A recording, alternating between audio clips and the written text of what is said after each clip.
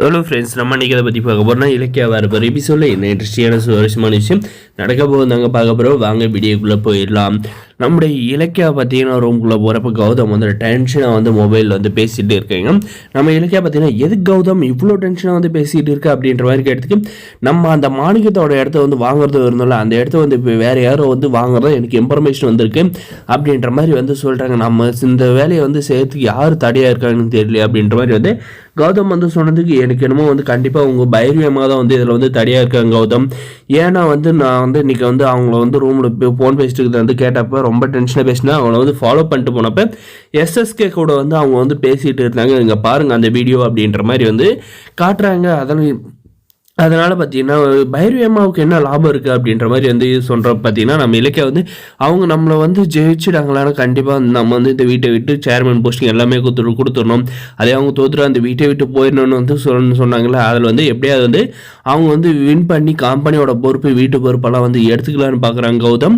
அதனால தான் வந்து எஸ்எஸ்கேவோட கூட்டு சேர்ந்துட்டு அந்த மாணிக்கத்தோட இடத்த வந்து வாங்குறதுக்கு பிளான் பண்ணியிருப்பாங்களோன்னு எனக்கு வந்து கன்ஃபார்மாக டவுட் இருக்குது அப்படின்ற மாதிரி வந்து சொல்கிறாங்க.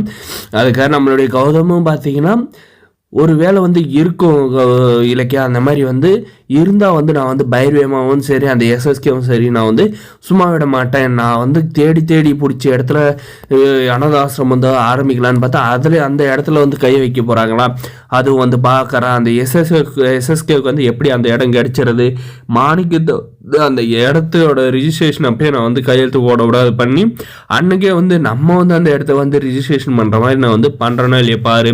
அதுக்கப்புறம் என்னுடைய பைரவி அம்மாவுக்கு வந்து இருக்குது அப்படின்ற மாதிரி வந்து கடும் கோபமாக பார்த்தீங்கன்னா பேசுகிறாங்க கௌதம். நம்ம வந்து நினச்சதை வந்து சாதிச்சே ஆகணும், அப்படி இல்லைன்னா நம்ம வந்து எல்லா பொறுப்பும் விட்டு கொடுத்துட்டு பழையபடி இந்த பைரியை வந்து வீட்டில் வந்து அதிகாரம் பண்ண ஆரம்பித்தா அத்தையோட நிலைமெல்லாம் வந்து நினச்சி பாருங்க. அது போக கார்த்திகெல்லாம் வந்து ஆஃபீஸ்க்கே வந்து வர வேணாம் அப்படின்ற மாதிரி வந்து தூக்கி போட்டுருவா. அதே மாதிரி இந்த ஆஞ்சலியை வந்து வீட்டுக்குள்ளே வந்து கூப்பிட்டு வந்து வச்சுக்கிட்டு 2 பேர் பிளான் பண்ணி நம்முடைய அத்தையை வந்து கொடுமைப்படுத்துவாங்க அப்படின்ற மாதிரி வந்து சொல்கிறாங்க. இதுக்கெல்லாம் வந்து கண்டிப்பாக வந்து இடம் கொடுக்க மாட்டேன் இல்லைக்கா.